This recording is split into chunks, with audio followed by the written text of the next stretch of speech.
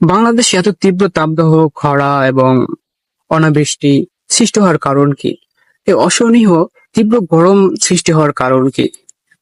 এর কারণ হিসেবে আমরা যদি অনুসন্ধান করি তাহলে দেখতে পাই যে কোনো একটি দেশের ভূখণ্ডের 25% বনভূমি থাকা আবশ্যক।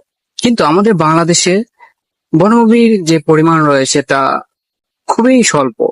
জাতিসংঘের কৃষি ও খাদ্য সংস্থা AFO এর 2018 সালের এক প্রতিবেদন the state of global forest এর প্রতিবেদনে বলেছিল যে বাংলাদেশে অনলি 13.5% বনভূমি রয়েছে এবং 25% থেকে 13.5% মাইনাস করলে থাকে 11.5%, অর্থাৎ 11.5% বনভূমি আমাদের বাংলাদেশের ভূখণ্ডে রয়েছে।